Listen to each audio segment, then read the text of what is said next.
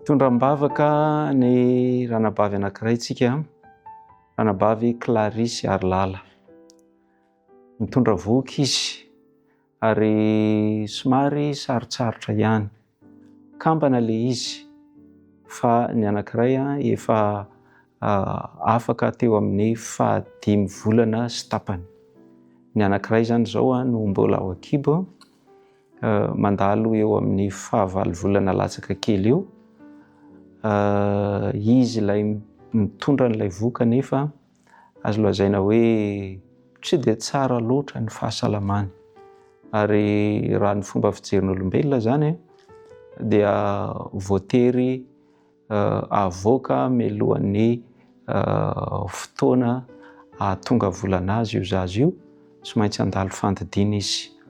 Angatantsika Andriamanitra mba hiditra an-tsehatra amin'ny fomba manokana ny amin'ny zavatra izay miseho. Faniriantsika dia mba ho fanomezam-boninahitra an'Andriamanitra ny zavatra rehetra izay hiseho eo. Angamba mety hanao programa hafa Andriamanitra ny amin'ny hoe ho avoaka mialohan'ny fotoana io zazy io. Angamba mety hiditra an-tsehatra amin'ny fomba izay tsy takatry ny saintsika Andriamanitra, fa dia andaontsika hitondram-bavaka mba haneho ny heriny maha-Andriamanitra azy ny Andriamanitsika. Ny hafatra manokana ho anao ranabavy dia fikiro Andriamanitra, angatao Andriamanitra hanome anao fahatoniana, izay no angatantsika ihany koa zao. Angatao Andriamanitra mba haneho ny heriny maha-Andriamanitra azy, angataka an'izay isika izao. Ary angatao Andriamanitra mba ho fanomezam-boninahitra ny anarany mandrakariva ny zavatra rehetra izay iseho.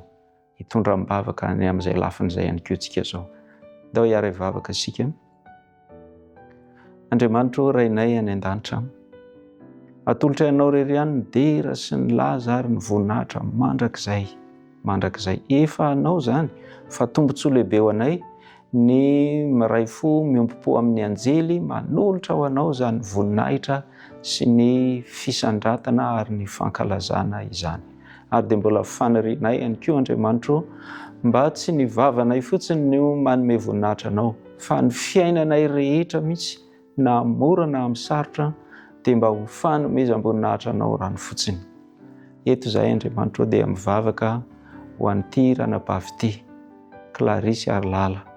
Fantatrao ny zavatra lalovany ankehitriny, mitondra voky izy ary kambana izany teo aloha fa efa tsy nety ny anankiray.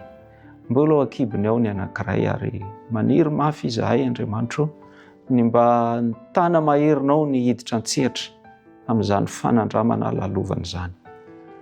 Tsy ara-dalàna loatra ny fahasalamany ary betsaka no mety ho tahotra sy fanahiana manoloana an'izany. Tsy maintsy handalo fandidiana ve izy, avoaka mialohan'ny fotoana io zazy io noho izany tsy fahasalamana izany. Ary hiatrika an'izany izy, Andriamanitra ianao mahalala, fa ny angatanay aminao Andriamanitra mba ho tanteraka aminy anie ilay tenin'i Kristy, teny fampanantenana nataon'i Kristy hoe ny fiadanan'i Kristy no omeny azy, omeny an-dranabavy Clarisy Arlala.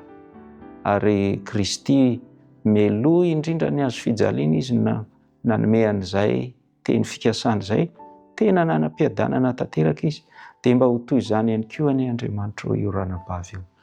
Aoka mba ho feno fiadanana ny fony, aoka mba ho tena fiainan'ny olona miankina tanteraka aminao ny fiainany, mba ho isan'ireo izay tena mahatoky anao izy ary mino ny fitantanany tana maherinao. Ary ianao kosa angatanay ianao mba hamalyso ny finoany anao. Efa nanolotra ny fiainany ho anao izy. Ary ingany ny fanandramana izay ho lalovany manoloana n'izao toe-javatra manokana izao dia mbola hanamafy mihoatra lavitra noho ny taloha ny finoany. Ary dia mba hanolotra manontolo ny fono anao izy mba ho tena fanomezam-boninahitra anao ny zavatra iseho amin'izao fitondran'ny voka izay somary sarotsarotra izao. Fantatray Andriamanitra fa hainao ny zavatra rehetra ka dia asehoy ny halehiben'ny herinao, engany mba ho tena tsapan'ny olona rehetra ary ho tsapan'ny ranabavy Clarisy Arlala fa tena tsara ny miaraka aminao ary tsy ho ela dia hizara ny fanandramana tsara nolalovany miaraka aminao izy amin'izao fanandramana manokana izao. Toy ny asangatanay amin'ny anaran'i Kristy nivavaka. Amen.